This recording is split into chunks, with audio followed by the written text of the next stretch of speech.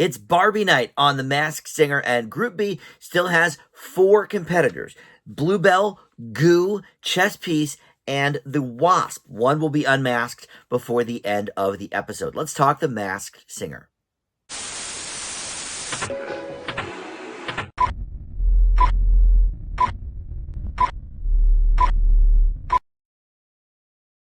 Hey guys, Dan here. This is Dan Reviews It, and welcome to my recap and reaction video for the latest episode of The Masked Singer. We are in season 12. This is episode 5. Barbie Night is the theme, and we are back with Group B. And this is a fairly straightforward episode. There's no battle royale for the bottom 2. We just are letting everybody perform one time and then unmasking one of them. So luckily, it is a person that I think I had a pretty good handle on last week. So we will see with the clues if I'm sticking with those guesses. But look, this was a group that I definitely needed your help with in the comments. And I believe with your help, I was able to deduce some of the clues from tonight's clue packages as well. But look, before we get any further into the specifics of this episode, let me welcome you back to the channel. Thank you for subscribing already. If you have, if you are not one of my subscribers, please consider hitting that subscribe button and the notification bell. And look, I don't just do Masked Singer videos. I do a lot of TV and movie stuff on the channel here, and just about every day I post something new. So if you're just here for the Masked Singer content, that is awesome. Love hearing from you guys in the comments and all of that. But do check out my other videos, because I do a lot of other stuff here on the channel. But look, today it's all about the Masked Singer. We have the Bluebell going first, and then we have Goo, the Chess Piece, and the Wasp, all singing songs kind of inspired by, not necessarily inspired by Barbie, but about female empowerment, one specifically from the Barbie soundtrack, that kind of a thing. So that's the theme. And of course, how could they not start Barbie Night with anything other than Ken Jeong singing I'm Just Ken? Everybody kind of shuns him on the panel anyway. He's sort of, you know, the joke, the outcast, what have you. So it makes sense that he would take it upon himself. Look, he's not a great singer, but he tries, and he's not necessarily doing a jokey version of I'm Just Ken. I think he's trying his best. God bless him. But all right, and then we get into the heart of the matter here, the competitors. And first up was Bluebell. This is one that last week I had no idea on. So let's go to the clue package. She said, as a youngster, like Barbie, who believes you can be anything, I believed I could be a star. And I wrote out a list of goals. We see a big dragon at that point. And she said, when I got my big break, everything went wrong. We see a ripped Polaroid there. She says, my career fizzled, and I struggled to make ends meet. So I started watering a new talent, and a new career bloomed. And she sang the Dua Lipa song from the Barbie soundtrack, Dance the Night. And after everyone sings this week, they are showing us a toy, Barbie-inspired toy from, you know, quote-unquote, their collection, you know, or whatever. It's obviously made up, but her toy is an astronaut, and she said, I've been ready to take you out of this world ever since my arrival. So the guesses from the panel, Jenny thought the arrival comment was a clue maybe to Amy Adams, who starred in the movie Arrival. Ken thought it might be Anne Hathaway.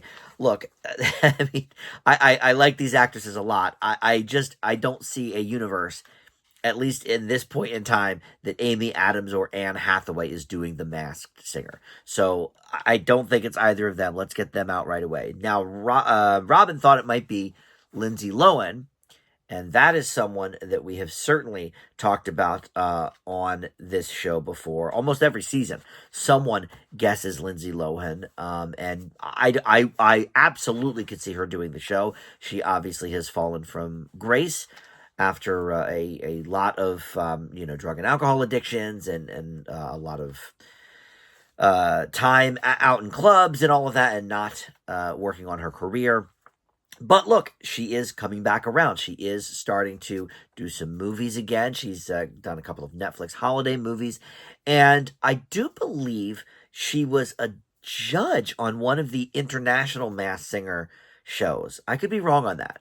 But anyway, speaking of a judge on the other Masked Singer shows? Well, there is the Masked Singer in a lot of different countries, and somebody that was on, I believe it was the UK version, is Natalie Imbruglia. Now, this is a name I was not thinking of, and I still don't think I probably would have come up with this on my own, but you guys in the comments last week were very adamant that this is Natalie Imbruglia. Not only has she been on The Masked Singer, but she was on when Rita Ora was a judge, so Rita should kind of be picking up on that. And we've seen in recent seasons of The Masked Singer, people from international versions coming on to the U.S. version as well. Macy Gray comes to mind, certainly.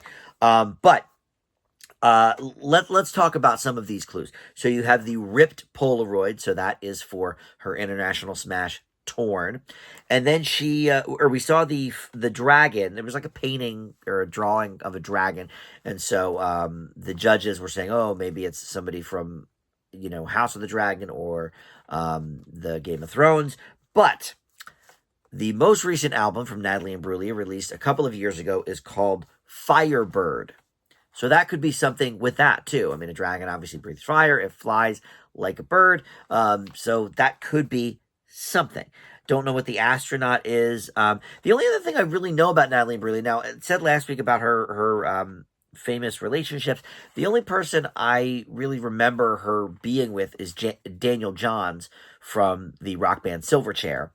They got married, and I don't think they're still married, but whatever. That's the only person in her life that I can think of. But she is Australian, as is he, and so maybe in Australia she was in all the tabloid magazines for all these different people she was with. She also, I believe, when she talks about her career fizzled, struggled to make ends meet, so she started a new career, I believe she was on the popular soap opera Neighbours in Australia, which many people have come from. I believe Kylie Minogue maybe was on there. There's been a lot of people from Australia on Neighbours. And so I'm thinking maybe that could be what we're talking about here with Natalie Imbruglia. So look, I voice-wise, I don't know. I mean, I only really know about 3 Natalie Imbruglia songs, which is probably 2 more than most people, to be honest. I'm not positive that I hear it in the voice, but the ripped Polaroid definitely kind of sealed the deal for me with her song Torn. I will go with you guys in the comments on Bluebell and say that this could potentially be Natalie Imbruglia. All right, so next we go to Goo, and he says, Barbie is about empowerment, achieving dreams, and the go-getter girl in my life is the future Mrs. Goo. So we met at a theme park. We see a golden ticket there. He says, I had my guard up. She asked me to dance, and I melted and knew I had met my mushy match. And we see peaches at that point. I think they were peaches. They were like cut up, like peach slices. So I don't know, somebody from Georgia maybe. He said, I cannot wait to become her Mr. Goo next year. And then we see a church robe with a cross on it. And he said, she encouraged me to do this show. And he sings Miss Independent from Neo. And we just ran into Neo last week as the Wasps ambassador. So kind of interesting interplay there with Neo resurrecting again. And his post-song clue with the toy was a Malibu dream house.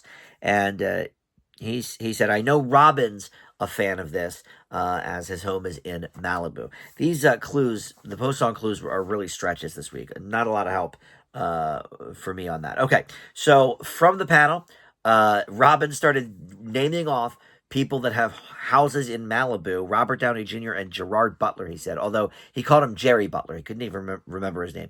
And then Ken stupidly said it could be Al Green, and that got everybody kind of talking about, what a terrible guess that is, because, okay, the goo is green, so we're saying Al Green, and somebody said you may as well say CeeLo Green, for that matter, and they all agreed, Rita especially, that was actually a better guess than Al Green. I agree. I mean, Al Green has got to be in his 70s at this point, and here we have this guy singing really contemporary songs and certainly not moving like he's in his 70s. So I that is one of the terrible Ken guesses of the season for sure. But Kirk Franklin was also talked about in terms of the robe with the cross on it. Certainly makes sense, and this was a fantastic performance.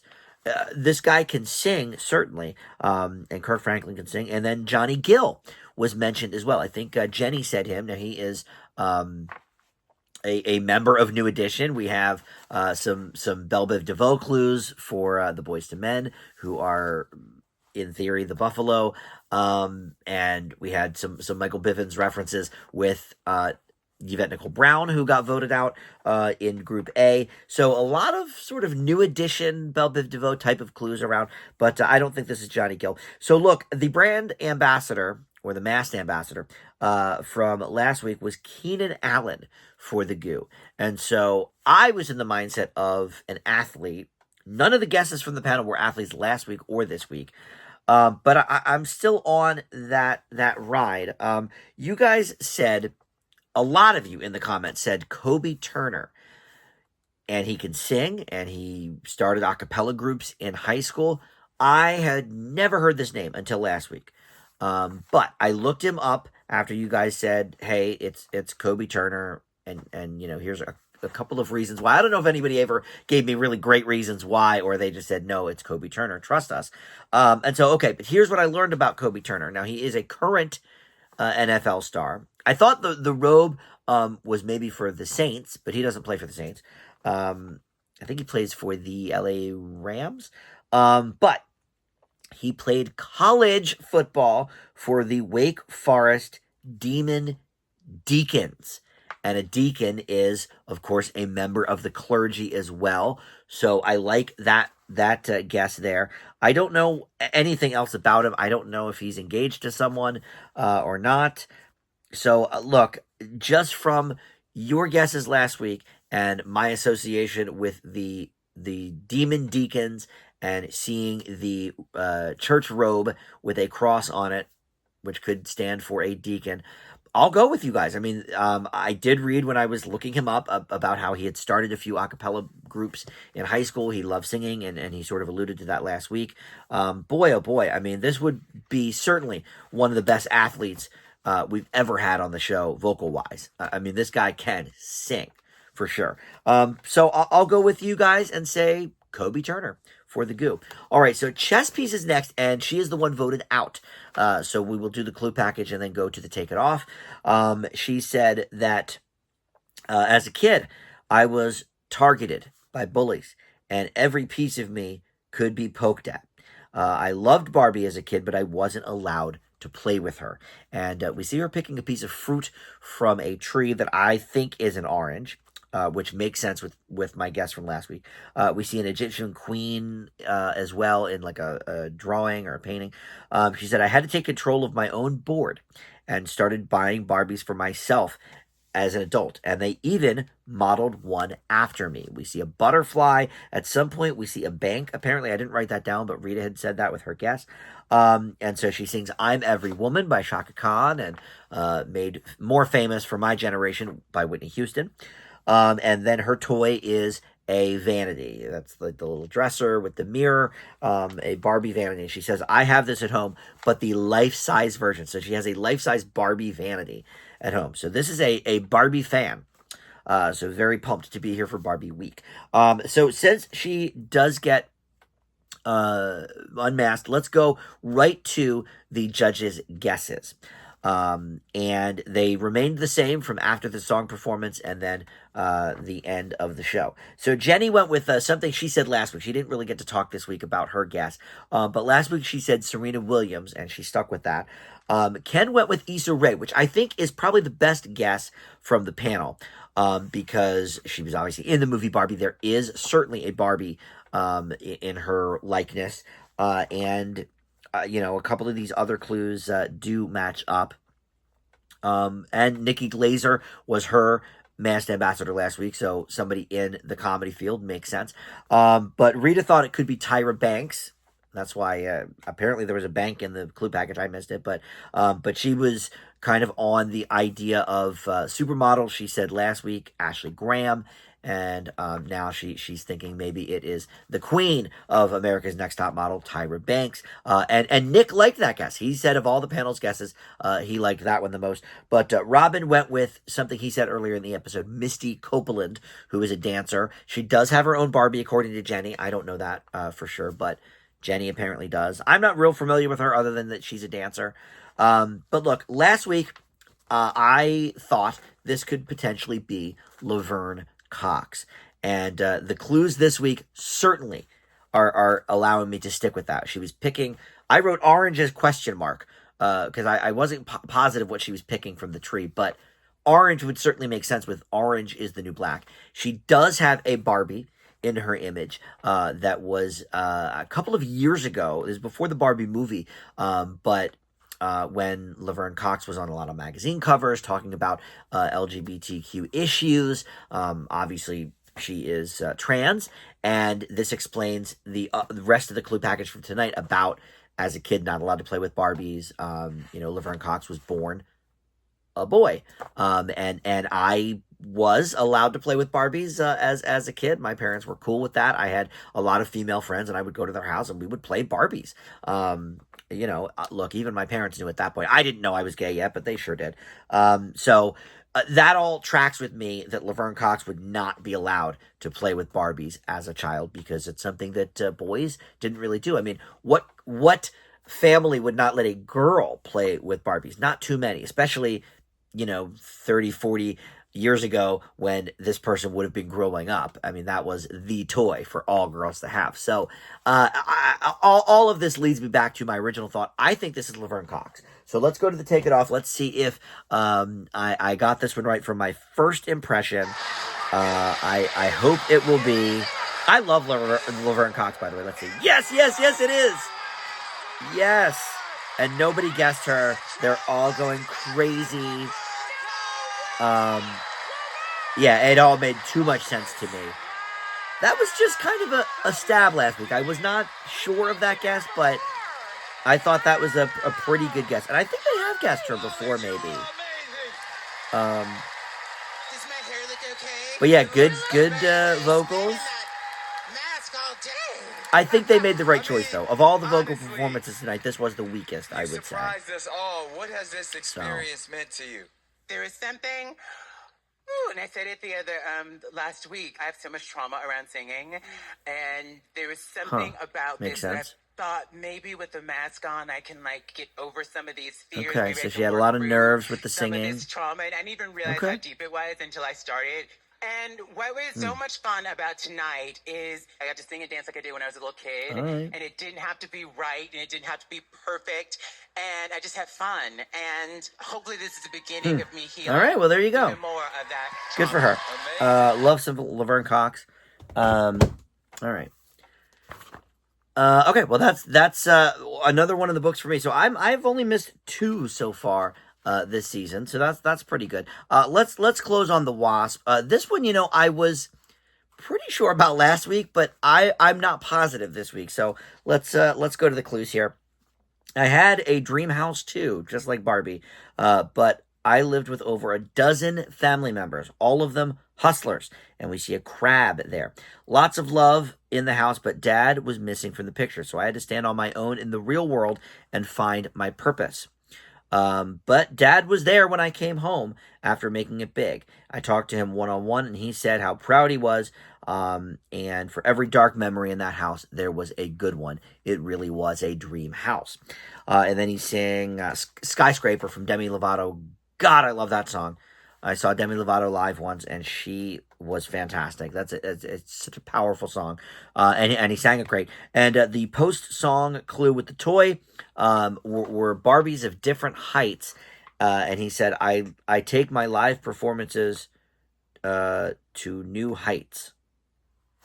All right. Not much of anything there other than I guess he's a professional singer.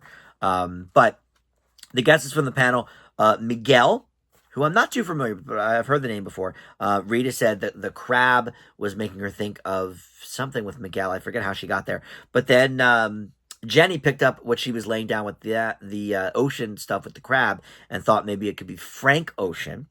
And then Ken took the crab at face value and thought it might be the voice of the crab in The Little Mermaid, the new live action version, and said David Diggs from Hamilton. So here's the thing. Last week, I was pretty sure that this was Mario. And it just, some of the clues were matching up for me. The Neo reference, because Neo said, he was a big champion of this person, and he wrote Mario's biggest hit, Let Me Love You. But here's the thing. I don't think Mario comes from a huge family. I don't know that much about Mario. I do know that his mom was a drug addict. That was, when he kind of got famous and got a little bit older, that was sort of, a news item. And then she ended up dying, I think, a few years ago. And so it kind of, resurfaced. So I remember that. I believe she was a heroin addict. The dad, I don't know. I don't know if the dad's in the picture. But I don't think Mario comes from, like, a huge family. I can't connect the crab clues to him. So I gotta tell you, I don't love this guess. But I don't really know enough about Frank Ocean or Miguel. I do think, I should have looked this up. Is there not an R&B singer that has an album called Purpose? Is that Neo? it actually might be. But I don't know. No, or was that Justin Bieber? I think it was actually, I'm not even going to look it up because I think it was Justin Bieber. Well, this ain't Justin Bieber. So, all right. Well, that takes me nowhere. All right. I really don't know. I am going to, for now, stick with my guess of Mario. But I got to tell you that some of these clues tonight, I mean, let me know in the comments if you can match some of these clues up. Did Mario come from a big family and I just am not remembering right? I don't know. I don't know a ton about the guy, but I know his mom was a drug addict, and we haven't seen anything about hardships with his mom either this week or last week. So I really don't know. I'm a little lost on this. I'm going to stick with my guess for now and say Mario. But you guys may have to guide me in the comments on this one. All right, so that is going to do it for the show this week. I'm glad that I got another one from my initial guess. My initial thought was Laverne Cox, and there she was. So love that. But next week, if they are continuing what they've been doing, we're going to have the finals for Group B, and one of them will move into the quarterfinals. However, they may use the Ding Dong Keep It On belt and keep two. I would say they might this time because, boy, there are some really, really good competitors. I think the Goo is probably going to move ahead, and I would say potentially the Wasp. I think that those are two very, very good performers. Bluebell, good as well, though. So I don't know.